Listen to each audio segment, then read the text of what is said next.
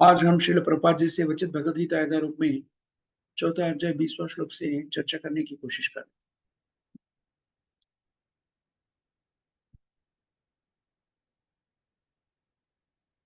त्यक्त्वा कर्म फल संगम नित्य तृप्तो निराश्रय कर्मणि अभिप्रवृत्तोपि नैव किंचित करोति च।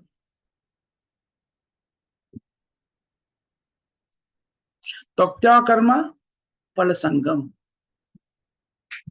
ये बहुत ही मुश्किल कार्य है, क्योंकि कोई भी व्यक्ति कोई भी कार्य करते हैं उसके लिए कुछ फल का आसक्ति से वो कार्य करते हैं। कोई भी कार्य, मैं ये कार्य करने से मुझे कितना लब्धि मिला है, ये हमारा व्याधि है। सब लोग इदम आद्य मया लब्धम मम प्राप्य से पुनर्धानम, सब लोग भौतिक जगत में हम देखें तो अपना जीवन को व्यतीत करने के लिए कई कष्ट उठाते हैं। सब लोग ऐसा ही मूल्यांकन लेते कि मैं आज कितना कमाया और कल कितना कमा, यही मूल्यांकन में स्थित हो जाते हैं। ऐसा मैं कितना आज कमाया, कल कितना कमाऊंगा, मेरा बैंक बैलेंस कितना होगा, 2-3 दिन में कितना बढ़ेगा, एक वीक में कितना बढ़ेगा, एक महीने में कितना बढ़ेगा। इसके बारे में हमें 16वां अध्याय में विश्लेषणात्मक विवरण दिया जाते हैं भगवत गीता। आसुरी प्रवृत्तिम च निवृत्तिम च जना विदुर असुर जना, असुर जना, असुर जना, आसुरिक मतलब है जो भक्त नहीं है, असुर। प्रवृत्तिम च निवृत्तिम च जनाना विदुरासुर, विदुरासुर न शौचम।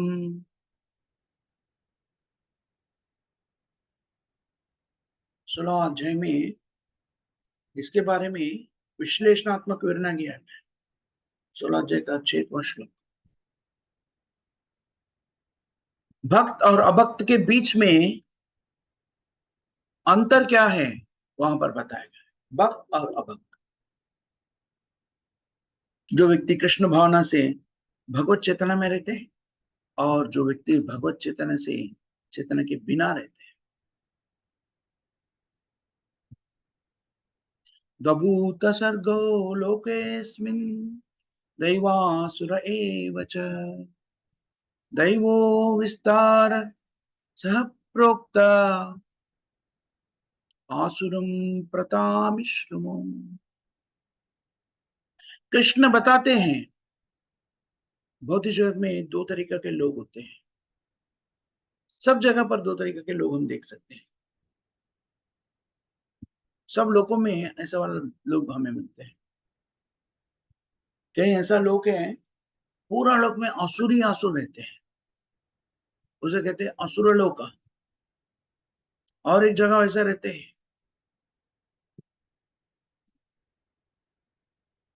वहां पर कौन असुर है कौन देवता है,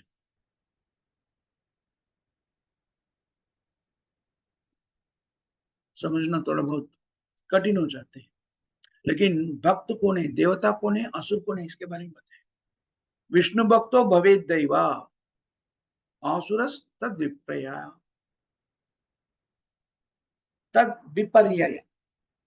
विष्णु भक्तो भवेद दैवा, देवता कौन है, विष्णु भक्त जो है वो देवता है, बाकी पूरा असुर। शास्त्र में ये शब्द बहुत ही महत्वपूर्ण है, स्ट्रेट फॉरवर्ड। ये बता रहे कि देव कौन है, विष्णु भक्त है। विपर्यया, जो विष्णु भक्त नहीं है वो असुर है, बस और कुछ नहीं है बीच में। कई देवता है हमारे।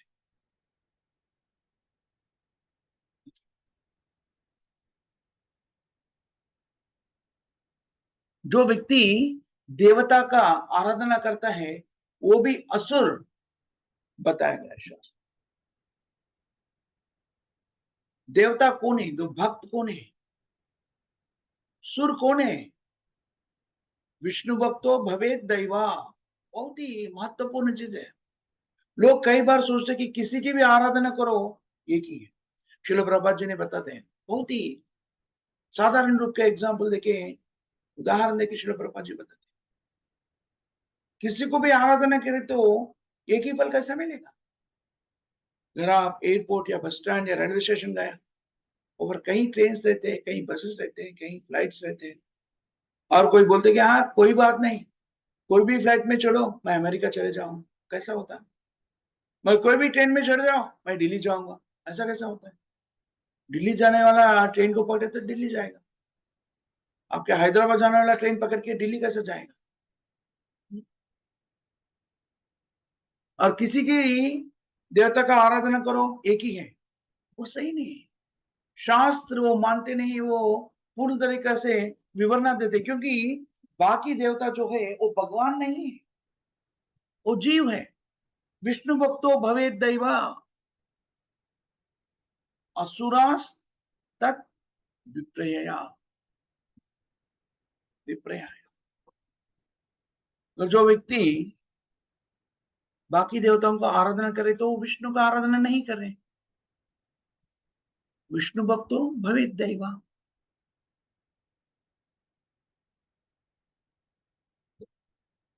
जो विष्णु को आराधना करते हैं, भगवान कृष्ण की आराधना करते हैं, वही दैव है। ओम तद विष्णु परमं पदम सदा पश्यन्ति सूरया। ऋग्वेद में बताया गया मंत्र, सूरया। ओम तद विष्णु परमं पदम सदा पश्यन्ति सूरया। सूरया और असूरया, जो सूरया है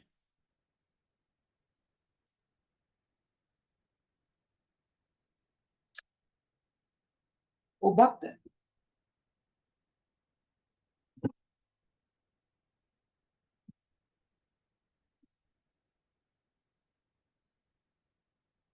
असूरया है वो राक्षस है। विष्णु भक्त भवे दैवा। ओम तद विष्णु परमं पदम सदा पश्यन्ति सूरया। जो व्यक्ति देवता है वो तद विष्णु परमं पदम, भगवान विष्णु का आराधना करता है। असुरास तद विप्रया,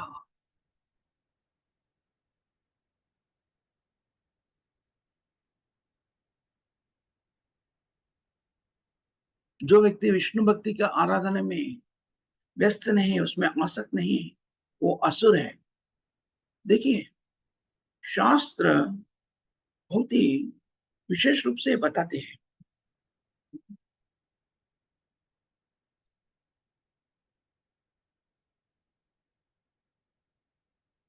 असुर जो है वो काम्य कर्म में नियुक्त हो जाते हैं,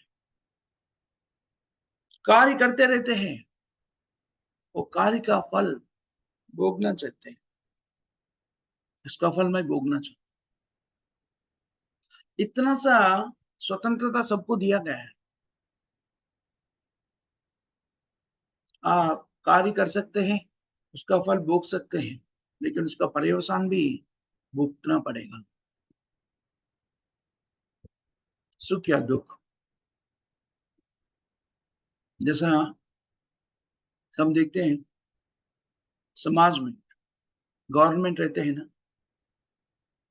गवर्नमेंट सब लोगों को थोड़ा बहुत व्यक्तिगत रूप में स्वतंत्रता देते हैं, जैसा आपको चाहे वैसा आप जीवन को व्यतीत कर सकते हैं। लेकिन आप शासन उल्लंघन करते हैं, तभी गवर्नमेंट क्या करते हैं? पनिश करते हैं, दंड देते हैं। वो हम उससे हम मुक्त नहीं हो सकते। तुझे थोड़ा बहुत स्वतंत्रता दिया गया है, जैसा आप चाहिए वैसा जीवन को व्यतीत कर सकते हैं, लेकिन आप शासन का उल्लंघन करते हैं, तभी उसे दंड दिए जाते हैं। तुम्हें क्रिमिनल माना जाता है, दोषी माना जाता है। वैसे ही भगवान के राज्य में भी हमें स्वतंत्रता दिया गया है, थोड़ा सा स्वतंत्रता, क्योंकि हम भगवान कृष्ण का अंश है। ममैवांशो जीव लोके जीवो भूता सन, सब जीव मेरा ही छोटा सा अंश है। एक कृष्ण बता रहे, मेरा ही शरीर का अंश है। जैसा पिता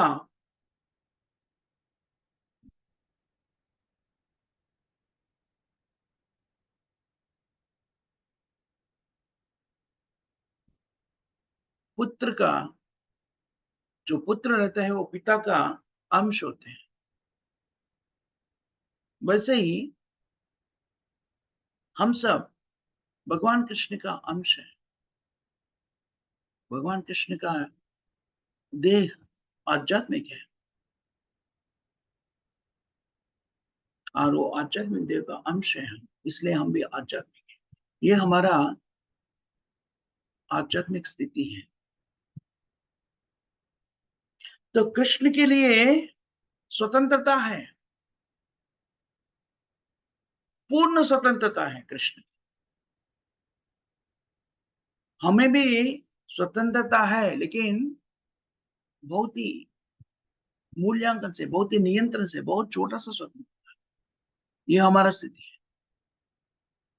अगर वो भी स्वतंत्रता हम ठीक तरीके से विनियोग करते हैं, तभी हम आनंदमय जीवन को व्यतीत करते हैं। और हम ये स्वतंत्रता को दुर्विनियोग करते हैं, हम दुख को भोगना पड़ता है। लेकिन स्वतंत्रता तो है। कृष्ण बताते हैं, सर्वधर्मान परित्यज्य माम एकम शरणम रजा। अर्जुन से कृष्ण बता रहे हैं, कृष्ण अर्जुन को, तुम केवल मेरा शरणागति तुम ले लो। भगवान कृष्ण पूर्ण शक्तिशाली है।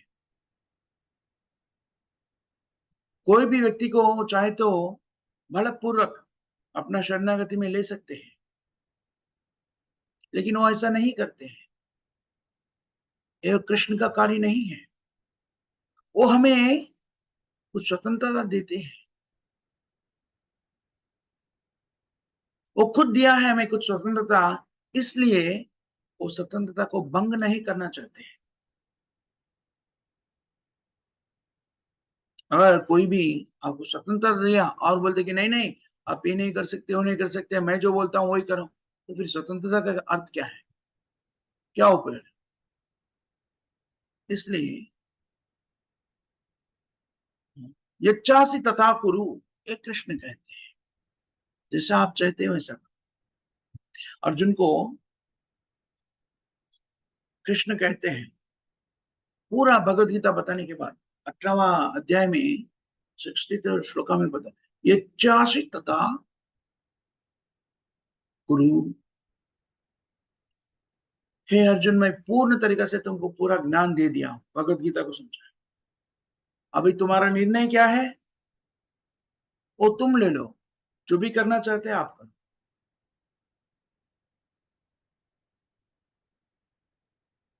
क्योंकि अर्जुन पहला युद्ध नहीं करना चाहते थे।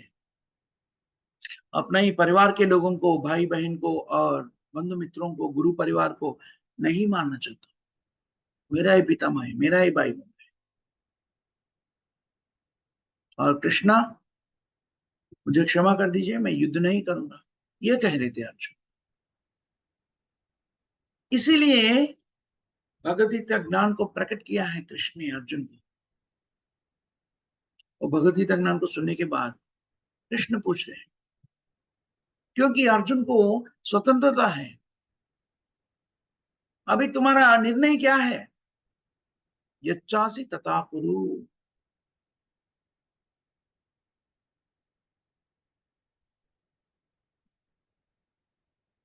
यच्चासि तथा कुरु। तुमको जो चाहिए वो कर सकते हैं। अगर तुमको मेरा बात पसंद में नहीं है, वो नहीं करना चाहते, तो वो भी कर सकते थे, क्योंकि तुम स्वतंत्र है। तभी ये सुनने के बाद अर्जुन क्या कहते हैं? करिष्ये वचनम तवा।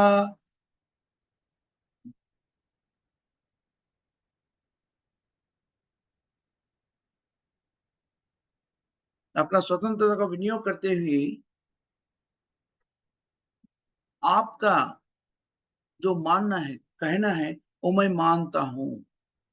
जैसा आपने कहा मैं वैसे ही करूंगा। ये अर्जुन का उत्तर है। एक कृष्ण भावना है। कृष्ण ने सब लोगों को अपना संदेश दिया है, जीवन को कैसा व्यतीत करना, तो कृष्ण भावना को कैसा स्वीकार करना है, इसके बारे में बताया है। इसके बारे में पूर्ण तरीके से भगवान कृष्ण स्वयं हम भौतिक जीवन में कार्य कैसा करना है, कैसा हम कृष्ण भावना तक पहुंचना है। क्योंकि कृष्ण भावना जो है हमारा स्वाभाविक चेतना है, लेकिन अभी भौतिक त्रिगुणों के कारण, भौतिक त्रिगुणों के अधीन में आकर कलुषित हो गया है। जैसा कि श्रील प्रभुपाद जी ने बताते हैं, जैसा बारिश होता है, बारिश का पानी शुद्ध रहते हैं, लेकिन वो पृथ्वी पर गिरने पर उसका शुद्धता मिट जाते हैं। नीचे गिरने से क्या हो जाता है? कीचड़। वैसे ही आत्मा के स्तर पर हम सब शुद्ध हैं, जैसा कृष्ण शुद्ध है। जैसा 10वां अध्याय में कृष्ण बताते हैं,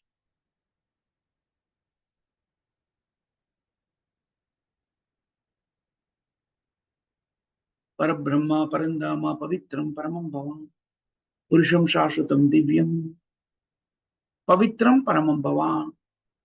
कृष्ण परम पवित्र है, परिपूर्ण शुद्ध है। हम कृष्ण का अंश है, हम भी शुद्ध है। ये हमारा स्वाभाविक स्थिति है। हम सब शुद्ध है, लेकिन हम भौतिक जगत का सांगत्य में आकर हम कलमश हो गए। जैसा बारिश का पानी के बारे में हम चर्चा कर रहे थे, बारिश का पानी बहुत शुद्ध होते हैं, लेकिन ये पृथ्वी पर गिरने से ही कलुषित हो जाते हैं। इसलिए हम कई बार देखते हैं नदियों का पानी कलुषित होते हैं। इसका अर्थ ये नहीं कि पानी कलुषित है। वो कलुषित क्यों है?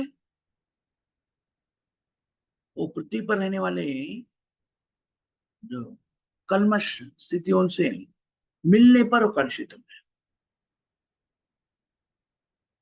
हम सब भी भौतिक जगत में कभी आते हैं, कृष्ण का संदेश को स्वीकार नहीं करते हैं, कृष्ण के अनुकरण करने की कोशिश करते हैं। हम सोचते हैं कि कृष्ण आनंदमय स्थिति में क्यों रहे, वही क्यों अधिकारी है, हम भी आनंदमय स्थिति में रहते जैसा कृष्ण जैसा। कृष्ण रासलीला क्यों करना चाहिए, रासा डांस, हम भी रासा डांस करें। कृष्ण 16,108 पत्नियों को स्वीकार किया, हम कम से कम 16 पत्नियों को स्वीकार करेंगे।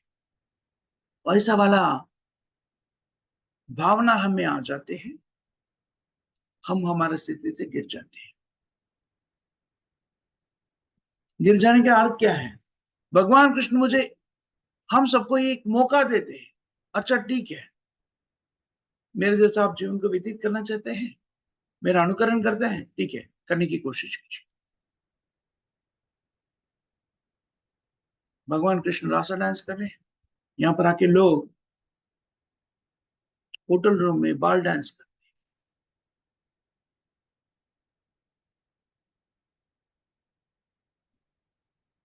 वो कठिन हो जाते हैं व्यक्ति को यहाँ पर, क्योंकि उनको रासा डांस कैसा होता है पता नहीं। बॉल डांस में रासा डांस का इमिटेशन होता है, अनुकरण होता है। तो भौतिक जगत में जो भी हो रहा है, ये सब तो भगवान कृष्ण का कार्य का अनुकरण है। जन्मादियस्य यतः, वेदांत सूत्र कहते हैं सब कुछ भगवान कृष्ण से उत्पादन होते हैं, सबका उत्पादक भगवान कृष्ण है। लेकिन भौतिक जगत में आने पर वो कलुषित हो जाते हैं, त्रिगुणों के प्रभाव से, त्रिगुणों के प्रभाव में आ जाते हैं। सत्व रजस तमो गुण,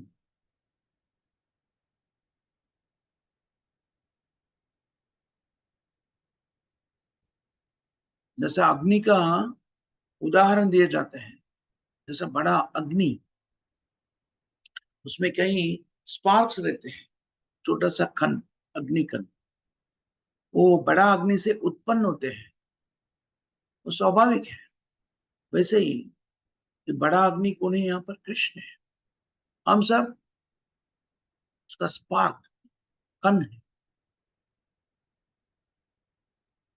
तभी भी एक जो अग्निकण जो है, कभी अग्नि से दूर होते हैं, फट फट फट ऐसा शब्द भी आते हैं, आके अग्नि से दूर होके गिर जाते हैं।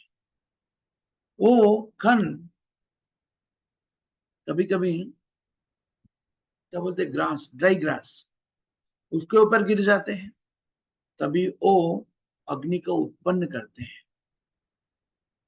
कभी कभी वो पृथ्वी पर गिर जाते हैं, थोड़ी देर तक उसका अग्नि का स्वभाव रहते हैं, और फिर वो, वो कम हो जाते हैं। कभी कभी वो पानी में गिर जाते हैं, तभी पूर्ण तरीके से उसका अग्नि का शक्ति नष्ट हो जाती है। ऐसे ही हम कृष्ण चैतन्य से गिर जाते हैं, हम अग्नि का कण जैसा ही है। और गिरने पर हम सत्वगुण के प्रभाव में आते हैं, तो हम थोड़ा बहुत कृष्ण भावना को स्वीकार करते हैं, जैसे ब्राह्मण, सत्यम समो दमस तितीक्षा। अगर हम बुद्धि पर गिर जाते हैं, और तभी हम हमारा अग्नि का महत्व थोड़ी देर तक रख लेते हैं ना। वैसे ही हमारा रजोगुण का प्रभाव, सत्य रजस तमोगुण में अगर हम तमोगुण पे के प्रभाव में आते हैं, हमारा कृष्ण भावना पूर्ण तरीके से समाप्त हो जाती है। लेकिन हम एक कृष्ण भावना को पुनर्जागृत कर सकते हैं, इसके बारे में प्रेमवर्ता में बताया जाता है। कृष्ण बहिर्मुख हाना भोगवांचा करे, निकटस्था माया तारे जपति धारे।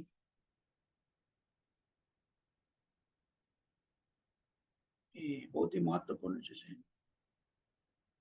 हमें उसे समझना बहुत ही आवश्यक है।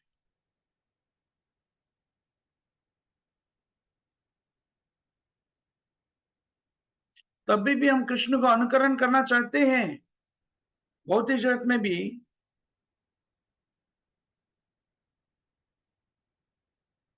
जो भी व्यक्ति ऊर्ध्वलोक में जाना चाहते हैं, वापस भगवान के धाम में पहुंचना चाहते हैं, कई तरीका बताया गया है। कर्म ज्ञान योग, कर्मयोग ज्ञान योग। कृष्ण कर्म के बारे में समझा रहे थे, कर्मयोग के बारे में समझा। हमारा स्वाभाविक चेतना को कैसा वापस पहुंचना चाहिए, कैसा कार्य करने से हम उस स्वाभाविक चेतना पे फिर वापस पहुंच सकते हैं। कोई भी व्यक्ति इसके लिए कुछ कार्य कर रहे हैं,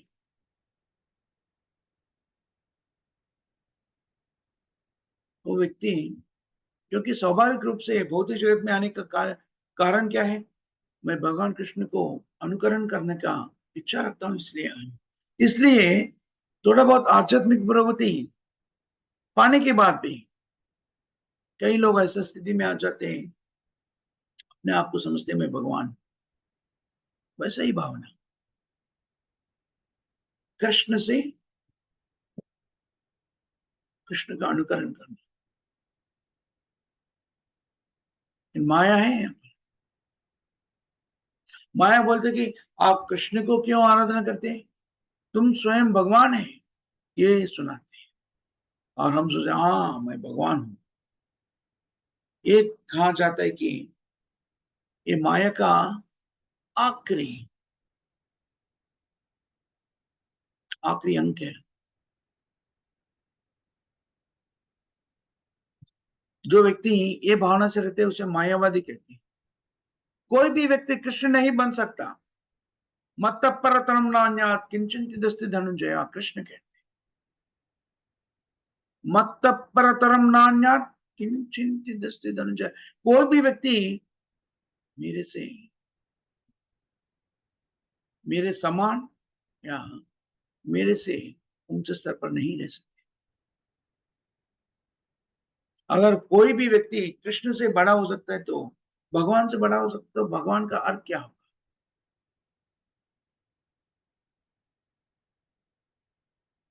इतना सारा लोग, सब लोग अपने आप को भगवान मानते, तो भगवान का अर्थ क्या हो गया?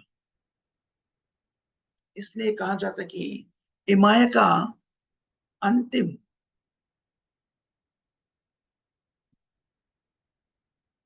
प्रयत्न है। कोई भी व्यक्ति भगवान बनने की कोशिश करे तो वो साध्य नहीं है, वो तो आसुरिक बताया गया है। आसुरम भावमाश्रिता, कृष्ण हमसे शरणागति चाहते हैं।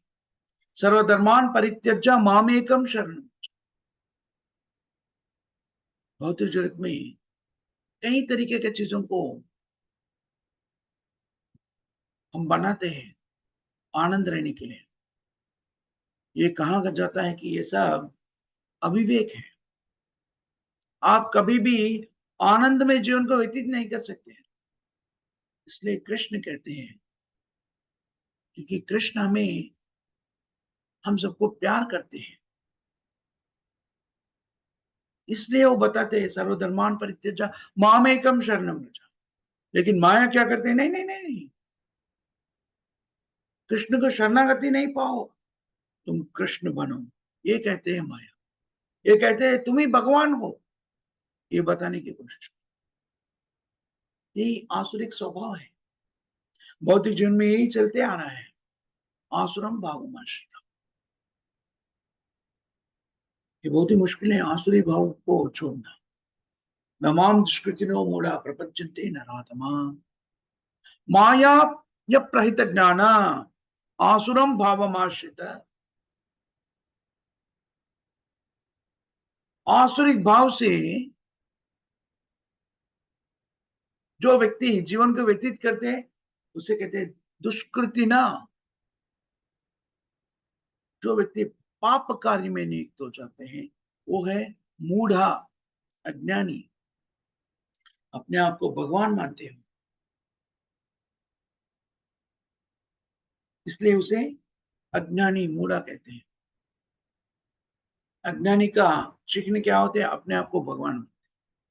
बहुत बड़ा मूढ़ है, अज्ञानी है, बड़ा अज्ञानी और छोटा सा अज्ञानी। वो सब लोग आनंद में जीवन को व्यतीत करने के लिए अपने आप को भगवान बनने की कोशिश करते हैं, भगवान मानते हैं। बड़ा अज्ञानी है, वो भगवान बनना चाहते हैं। जो छोटा सा अज्ञानी है, वो बड़ा भगवान के राज्य में अधिकारी बनना चाहते हैं। सबका यही स्थिति है। कोई व्यक्ति भगवान बनना चाहते हैं, कोई व्यक्ति भौतिक जगत में अधिपति बनना चाहते हैं, मिनिस्टर बनना चाहते हैं, ये बनना, वो बनना, प्रेसिडेंट बनना। क्यों? जो भौतिक जगत में आधिपत्य धोरणी से कुछ कार्य करने की कोशिश कर रहे हैं, नहीं तो अपने आप को भगवान मानकर, नहीं तो अपने आप को भगवान बनने की कोशिश कर रहे हैं। व्याधि तो एक ही है, अधिपति बनने का कोशिश। मैं शक्तिशाली बनना चाहता हूं, सबसे शक्तिशाली। वो साध्य नहीं है, वो दुस्साध्य है।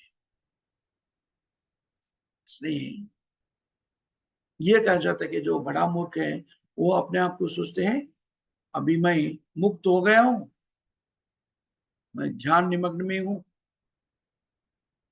नहीं तो कुछ शब्दों का आरी पेरी करके सोचते कि मैं शक्तिमान हूं, शक्तिशाली हूं।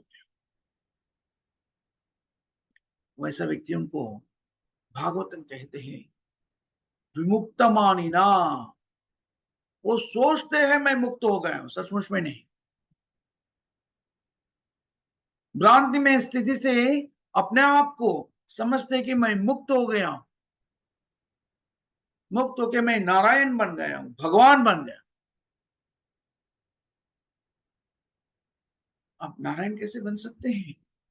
शास्त्र कहते हैं यस्तु नारायणम देवम ब्रह्म रुद्रादि दैवतः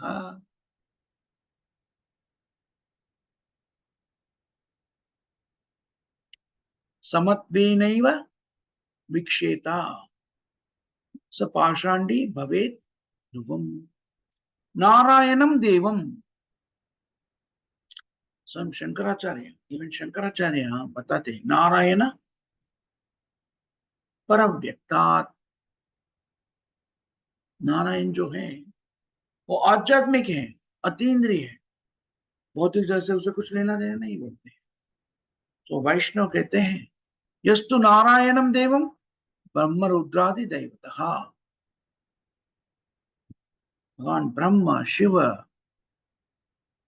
वो देवता है भौतिक जगत। कोई भी व्यक्ति ब्रह्मा और रुद्र को या शिव को नारायण के समान सोचते हैं,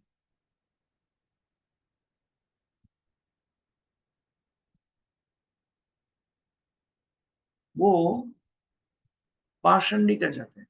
सही में तो बोले तो शिव, लॉर्ड शिवा, ब्रह्मा, ये बहुत ही आदरणीय, महत्वपूर्ण, विशिष्ट देवता है। ये कहा जाते हैं शास्त्रों में भगवान शिव जो है लगभग नारायण से समान है। ऐसा बताया जाती है नारायण जो है 95% या 96%, 95% भगवान है। देखिए नारायण भी 95% भगवान, और लॉर्ड शिवा 85%। किसका, किसे कंपेयर करें परसेंटेज? कृष्ण से। नारायण 95% ऑफ क्वालिटीज कृष्ण का है, एग्जिबिट करते हैं, और लॉर्ड शिवा में 85% ऑफ कृष्ण क्वालिटीज। इसके बारे में विश्लेषणात्मक अध्ययन है। यस्तु नारायणम देवम ब्रह्म रुद्रादि दैवतः समत्वेनैव विक्षेता। समत्वेनैव,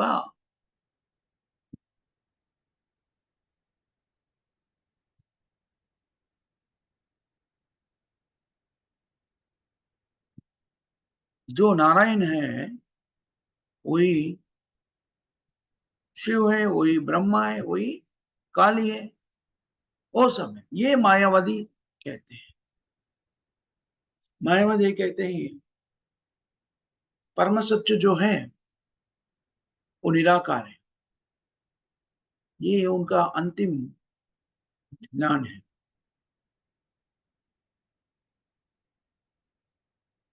वो बोलते हैं भगवान निराकार है, लेकिन हम निराकार के ऊपर ज्ञान मग्न नहीं हो सकते हैं, इसलिए कोई ना कोई रूप का मानसिक कल्पना कर लेंगे। साधका नाम कृत्वार्त्या ब्राह्मणों रूप रूप कल्पना। मायावादी तत्ववेत्ता वो काल्पनिक रूप से किसी ना किसी रूप को मानसिक रूप से बना लेते हैं अपने मन में। वो 5 तरीका का रूप की आराधना करने के लिए कहते हैं। वो सूर्य का, गणेश का, दुर्गा देवी का, विष्णु और शिव का। उसमें विष्णु भी है, लेकिन वो जो विष्णु वो कहते हैं वो वैष्णवों का विष्णु नहीं है, वो दूसरा विष्णु मानसिक कल्पना से बना है सर। और निराकारवादी का विष्णु जो है मानसिक कल्पना से तात्कालिक रूप में बनाए सो है, लेकिन वैष्णव का विष्णु सत्य है, कृष्ण सत्य है। अवजानन्ति मां मूढ़ा मानुषिम तानुमाश्रिता। जो व्यक्ति अज्ञान से रहते हैं वो सोचते कि भगवान को रूप नहीं है, भौतिक जगत में प्रकट हुए सो मनुष्य का रूप लिया है। ये है माया, भ्रांति में स्थिति है। वो सोचते कि निराकारवादी सोचते हैं कृष्ण भौतिक जगत में जब प्रकट हुआ तो हमारे जैसे शरीर लिया है, माया देव से दिया गया शरीर लिया, ऐसा सोचते हैं। ये मायावादी तत्व है। लेकिन कृष्ण वैसा नहीं आते हैं। कृष्ण कहते हैं दैवी ऐसा गुणमयी मम माया दुरत्य। माया जो है कृष्ण के अधीन में है। मम माया, माया कृष्ण के अधीन में है, तो माया का अधीन में कृष्ण कैसा हो सकते हैं? इसलिए वैष्णव सिद्धांत जो है पूर्ण सिद्धांत है, शास्त्रों के अनुसार दिया गया सिद्धांत है वैष्णव वेद। वेद ज्ञान को यथारूप में देता है वैष्णव सिद्धांत। सब आचार्य इसके बारे में ध्रुवीकरण करते हैं, हम उसे आचरण करना चाहिए, तभी हमारा जीवन परिपूर्ण होता है। यहाँ पर कृष्ण हम काम कैसा करना चाहिए जरिए कहते हैं त्वक्ता कर्म फला। अगर हम जो भी कार्य करते हैं उसका फल त्याग करना है तो कौन काम करने के लिए आगे बढ़ेगा? कोई भी कार्य हम करते हैं उसके फल जो है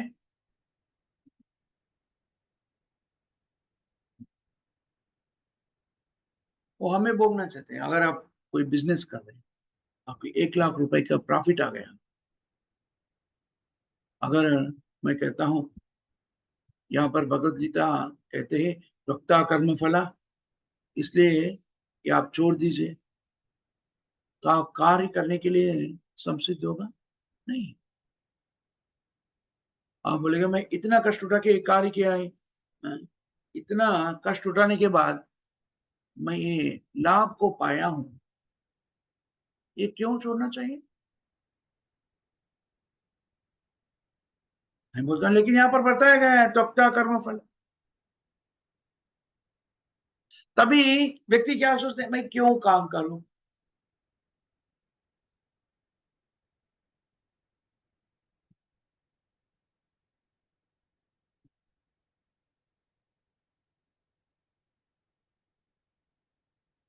जो व्यक्ति ऐसे सोचते हैं ना, साधारण लोग हैं, बहुत कार्य करके पैसे कमाते हैं, मैं बोलता हूँ कि उनको अरे भाई आप कमाओ, लेकिन आप कार्य करो, लेकिन उसका फल आप त्याग करो।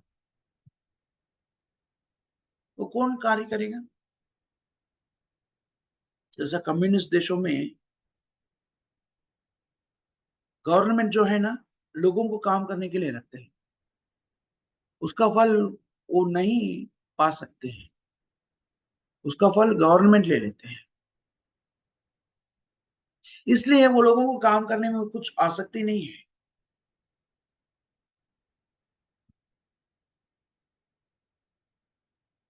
कोई भी व्यक्ति उसका उनका कार्य का फल अपने आप भोगते नहीं है, उनको कुछ कार्य करने में क्या आसक्ति है? क्यों मैं ये कार्य इतना कष्ट उठा के करूं? ये स्वाभाविक है। लेकिन यहाँ पर ये बताया गया है त्यक्त्वा कर्म फला। तो हम पूछ सकते कि कम्युनिस्ट सिद्धांत और वैष्णव सिद्धांत में अंतर क्या है? कम्युनिस्ट भी यही कह रहे, सब लोग काम करना चाहिए, लेकिन उसका फल कोई एक्सपेक्ट नहीं करना चाहिए। जो फल जो है गवर्नमेंट को जाएगा। वैसे ही यहाँ पर फल किधर जाएगा? कम्युनिस्ट सिद्धांत है ये? नहीं। इसके बारे में आगे आगे हमें समझाया जाता है। करिष्ये त्यक्त्वा कर्म फला। हमें त्याग नहीं कर रहे हैं, हम कृष्ण के दे रहे, वो है त्यक्त्वा कर्म फला। जो व्यक्ति भक्त है,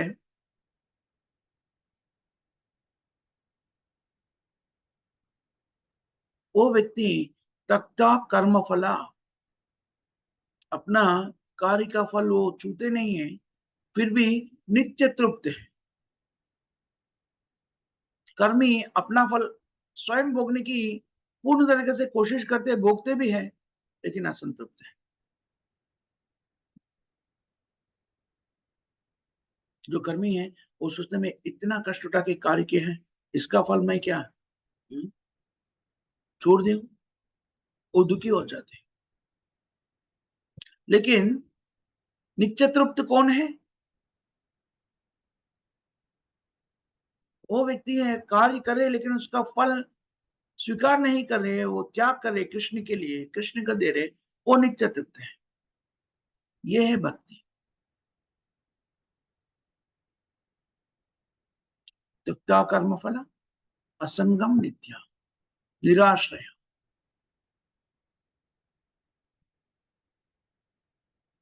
श्रील प्रभुपाद जी ने कहते हैं, तभी पाश्चात्य देश में प्रभुपाद जी ने इसका कृष्ण भावना को फैलाया है। तो वहां का युवती युवक कृष्ण भावना को स्वीकार किया है। बहुत कष्ट उठाते थे, बुक डिस्ट्रीब्यूशन, प्रीचिंग, और बुक डिस्ट्रीब्यूशन में जो भी पैसे आते हैं वो लाके प्रभुपाद जी को दे देते हैं, और वो जाके लाइफ मेंबर्स को बनाते थे, बुक्स बेचते थे, बहुत पैसे कमाते थे।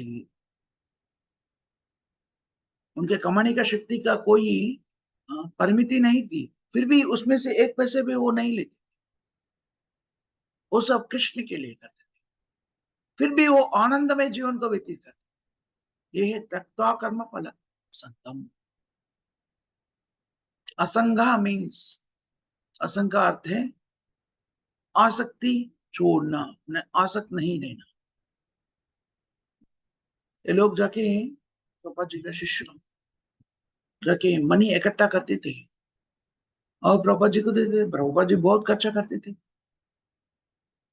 वो तख्ता त्यक्त्वा कर्मफल असंगम नित्य तृप्ता, लेकिन वो संतुष्ट रहते थे,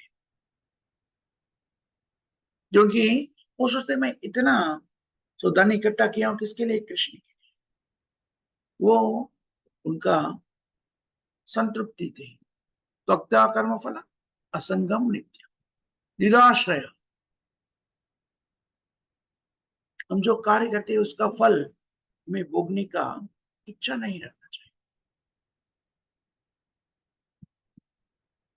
और कुछ भोगने का इच्छा करते हैं वो भौतिक हो जाते हैं, तो कर्म बंधन में फंस जाते हैं। तब तक हम जो भी भगवान कृष्ण के लिए कार्य करते हैं उसे हम कुछ पाने का, भौतिक रूप से कुछ पाने का इच्छा नहीं रखते, वो शुद्ध भक्ति। यही है अंतर। अगर हम कृष्ण के लिए कार्य करें लेकिन उसे कुछ भोगने की कोशिश करते हैं तो भक्त नहीं है, वो शुद्ध भक्ति नहीं है। अन्याभिलाषिता शून्यम ज्ञान कर्मादि अनावृतम, भक्ति सामने में बताया गया। ज्ञान कर्मादि अनावृतम, कर्म फला। भक्त जो है वो जो कार्य करते हैं वो कार्य का फल भोगना नहीं चाहते, इसलिए कर्म बंधन में फंसते नहीं। कर्मण्य भी प्रवृत्तो भी, कई कार्य करते हैं भक्त लेकिन कर्म बंधन में फंसते नहीं। कर्मी और भक्त एक ही तरीका से दिखते हैं, लेकिन अंतर है कि वो कार्य का फल, भक्त जो करते हैं कार्य, उसका फल कृष्ण के देते हैं, और कर्मी जो करते हैं कार्य वो खुद के लिए करते हैं, इंद्रिय तृप्ति। ये है अंतर। कर्मण्ये अभिप्रवृत्तोपि नैव किंचित करोति सा। दिन रात तो कष्ट उठाते हैं कर्मी, और उसका बंधन में फंस जाते हैं। और भक्त भी दिन रात कार्य करते हैं और कुछ भी पाने की इच्छा नहीं रखते। इसे वो कर्म बंधन से मुक्त हो जाते हैं। कर्म और कर्म फल,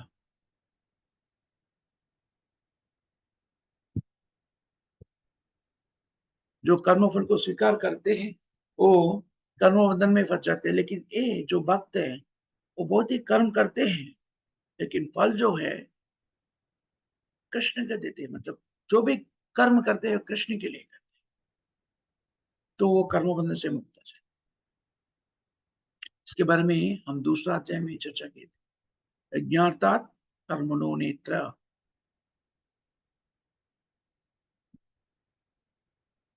यज्ञात यज्ञा यज्ञातात् कर्मणो नेत्र कर्म बंधना कर्मणो न्यस्त।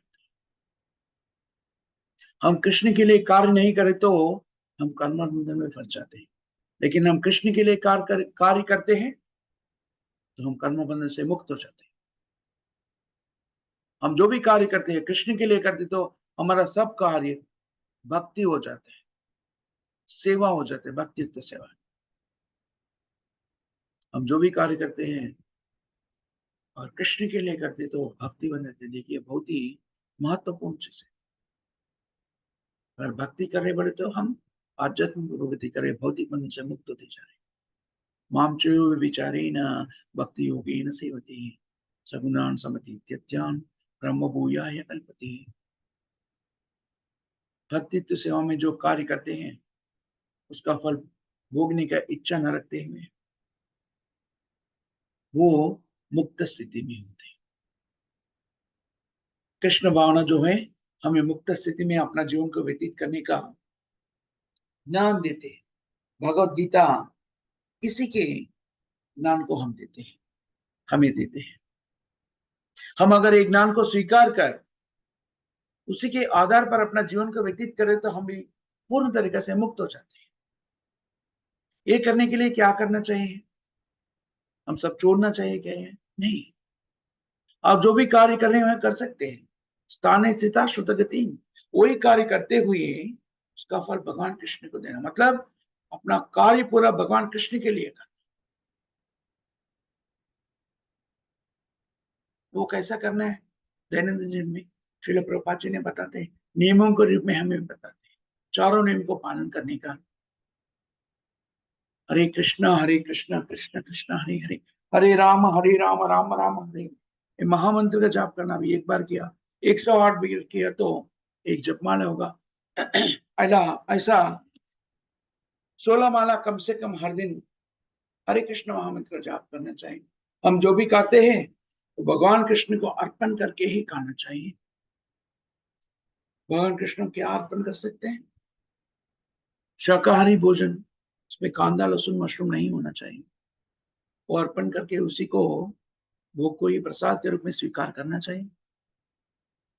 भक्तों के सांगत में रहना चाहिए। हर दिन भगवत गीता भागवतम का अध्ययन करना है, वेद शास्त्रों का अध्ययन करना है, श्रवण करना है।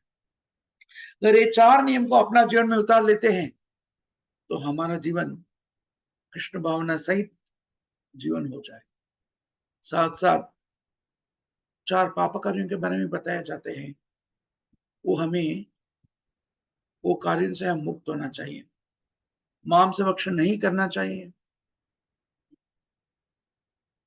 धूम्रपान या मद्यपान नहीं सेवन नहीं करना चाहिए, उसमें काफी टी भी आते हैं वो भी नहीं पीना चाहिए, और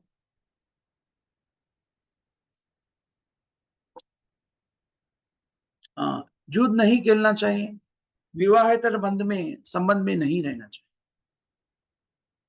अगर ये करने वाला 4 चीज ठीक से करते हैं तो न करने वाली चीजों में 2 तो अपने आप छूट जाते हैं।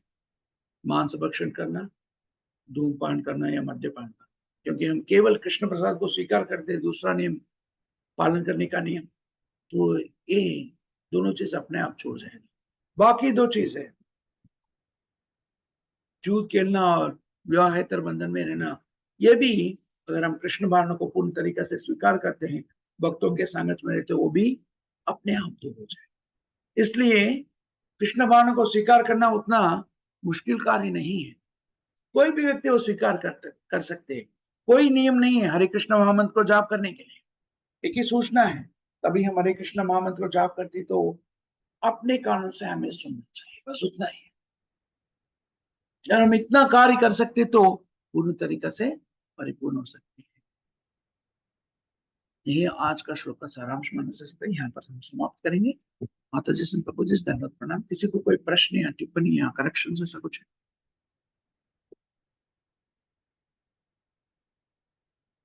किसी कोई टिप्पणी करेक्शन ऐसा नहीं तो यहाँ पर समाप्त करेंगे।